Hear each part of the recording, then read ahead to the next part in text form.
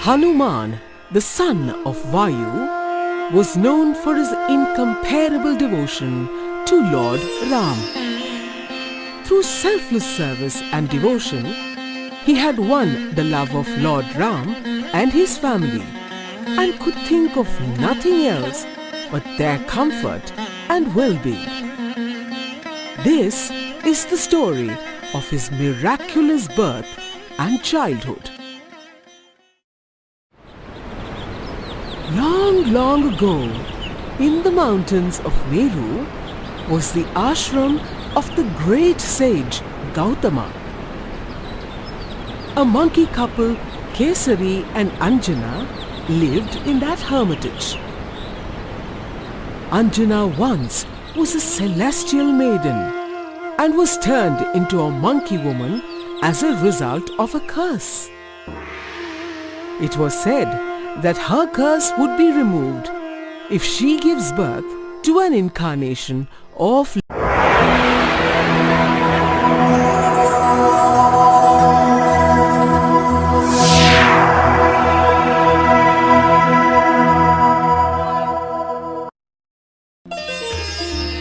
Hanuman, the son of Vayu, was known for his incomparable devotion to Lord Ram. Through selfless service and devotion, he had won the love of Lord Ram and his family and could think of nothing else but their comfort and well-being. This is the story of his miraculous birth and childhood. Long, long ago, in the mountains of Meru, was the ashram of the great sage Gautama. A monkey couple, Kesari and Anjana, lived in that hermitage. Anjana once was a celestial maiden and was turned into a monkey woman as a result of a curse.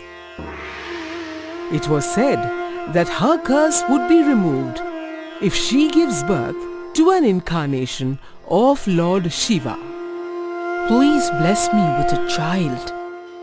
Thanks to Anjana's intense prayers, her wish soon came true.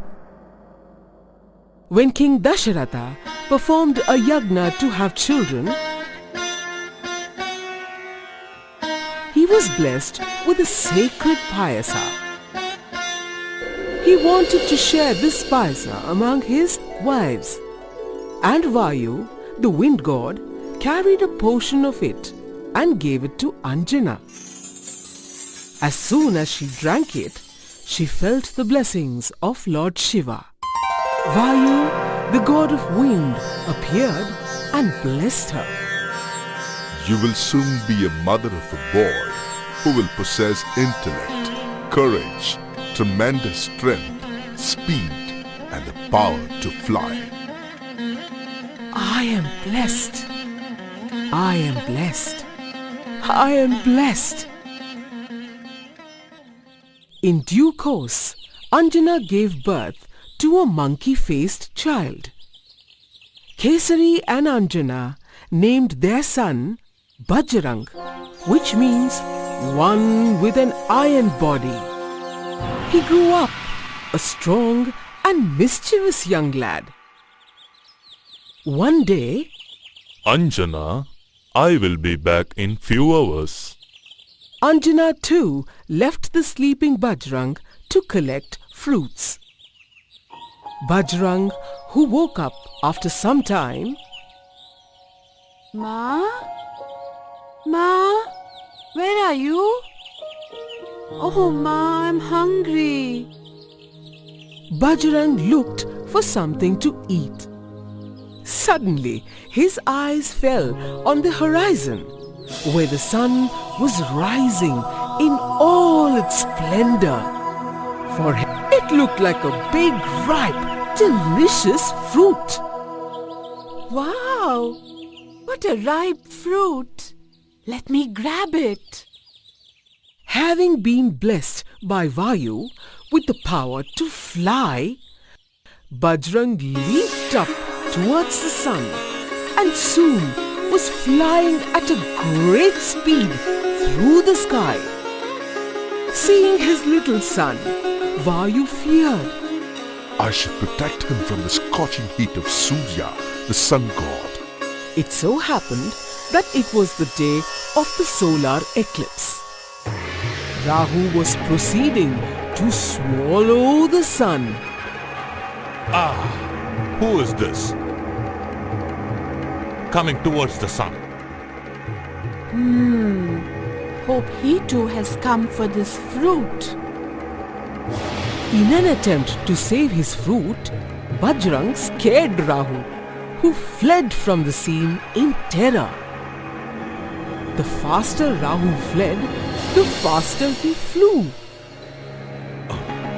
Oh, Indra, please protect me. What happened? What's the matter? A little monkey scared me who seems to be unstoppable. Indra was furious. That naughty little monkey.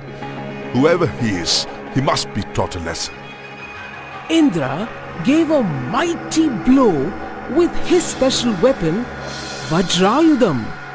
So powerful was the blow that Bajrang fell unconscious onto the ground and broke his chin.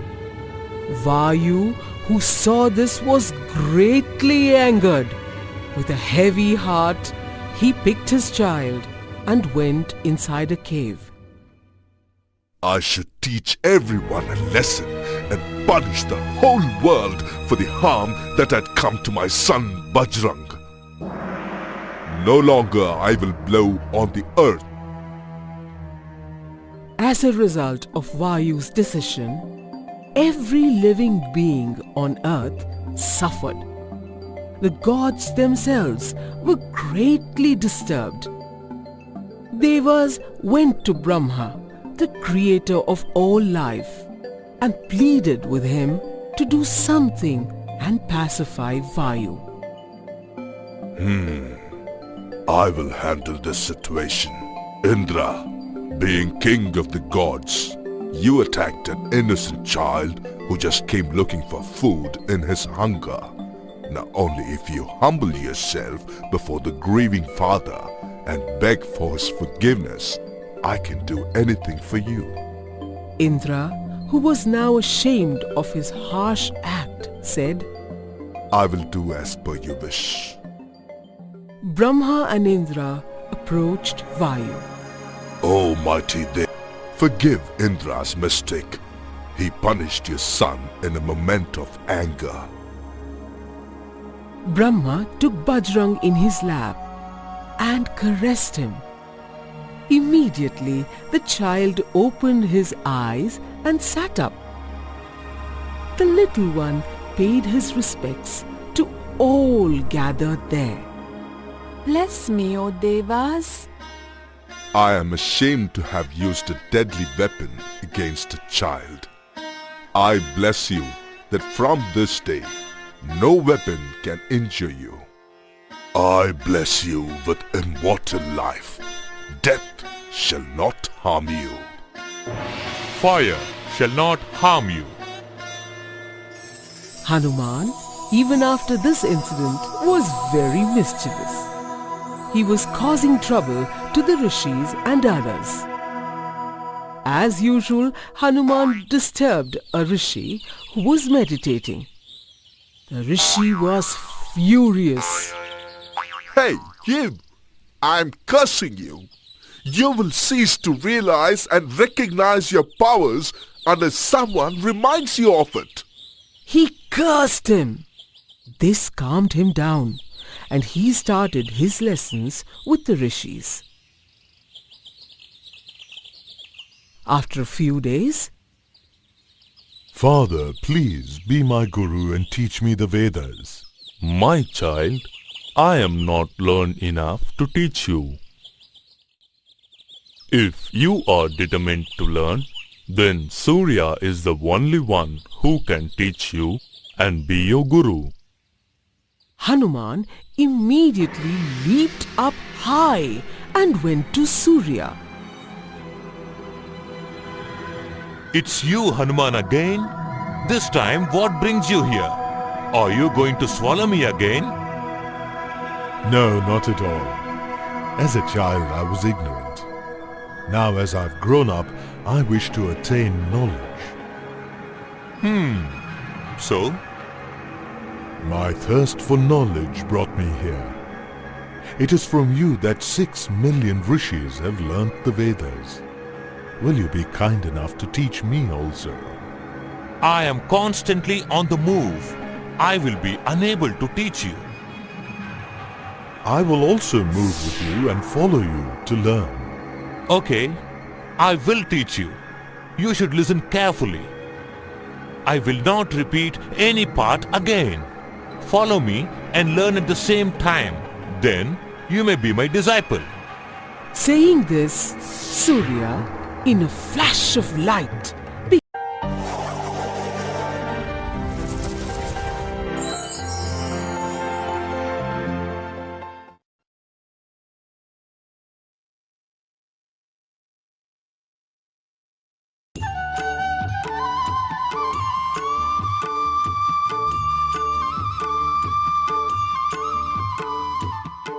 The demon Vrika, the son of Shakuni, once met Narada on the road. The wicked Vrika asked him which of the 3 chief gods could be pleased most quickly. Worship Lord Shiva and you will soon achieve success. Will he help me? His worshippers' slightest good qualities please him very quickly, but their smallest faults anger him just as easily. He became pleased with 10-headed Ravana and also with Bana when they chanted his glories. Lord Shiva bestowed unprecedented power upon each of them, but in both cases he was beset with great difficulty. Thus advised, the demon proceeded to worship Lord Shiva at Kedarnath.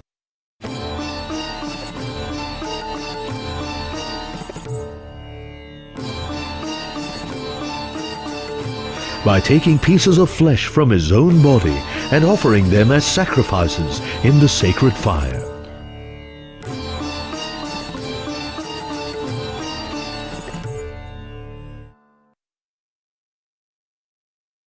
Vrikasura became frustrated after failing to obtain a vision of the Lord. Finally, on the 7th day, after dipping his hair into the holy waters at Kedarnath and leaving it wet, he took up a hatchet and prepared to cut off his head. But at that very moment, Lord Shiva rose up out of the sacrificial fire and grabbed both arms of the demon to stop him from killing himself. Ask me for whatever you want, and I will bestow that boon upon you. Alas, you have subjected your body to great torment for no reason. Vrika, please stop. Thank you, my lord. I am happy that you have appeared before me. Will you grant me a boon? I certainly will. May death come to every head I touch with my hand. Lord Shiva seemed somewhat disturbed. He granted Vrika the boon with an ironic smile. To test the Lord's benediction, the demon then tried to put his hand on the Lord's head. At this, Lord Shiva got very frightened. As the demon pursued him, Lord Shiva fled swiftly from his abode. The great demigods could only remain silent, not knowing how to counteract the benediction. Then, Lord Shiva reached Dwaraka, where Lord Krishna resides. Hearing everything, he assumed the form of a brahmachari student with the appropriate belt, deerskin, rod, and prayer beads, and came before Vrikasura. My dear son of Shakuni, you appear tired. Why have you travelled such a great distance? Please rest for a minute. Vrika was very tired. As he rested, he explained to the Lord everything that had happened. If this is the case, we cannot believe what Shiva says. He has been granting boons to both demigods and demons. If you have any faith in him, then put your hand on your head and see what happens. If his words prove to be untrue in any way, kill the liar so he may never lie again. Thus, bewildered by Lord Krishna's enchanting, artful words, the foolish Vrika, without realizing what he was doing, placed his hand on his head. Instantly, his head shattered as if struck by a lightning bolt, and the demon fell down dead. From the sky were heard cries of victory, victory to Lord Krishna. The celestial sages, Pitas and Gandharvas rained down flowers to celebrate the killing of sinful Vrikasura. Now, Lord Shiva was out of danger.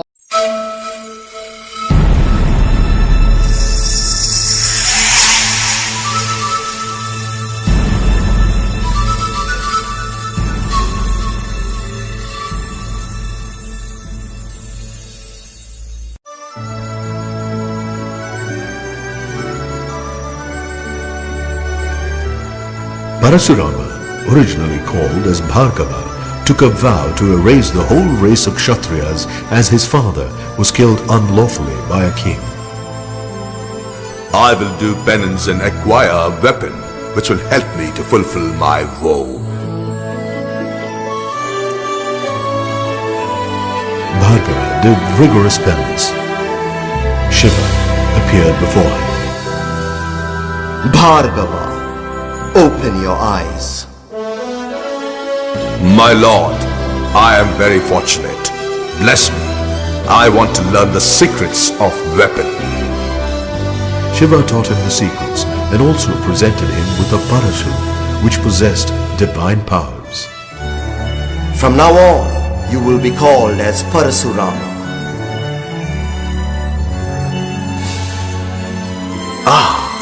With this, I will be able to fulfill my vow. He started to kill all the Kshatriyas. To get rid of the sin, he did penance. This was his routine. Years rolled by. I feel deeply grateful to Lord Shiva. I should pay my respects to him. Saying so, he began his long journey to Mount Kailash.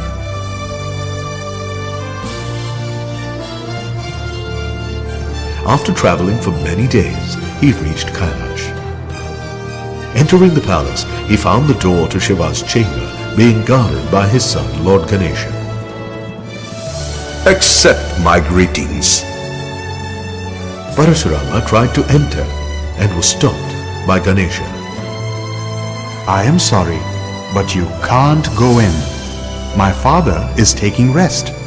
No one may enter without his permission.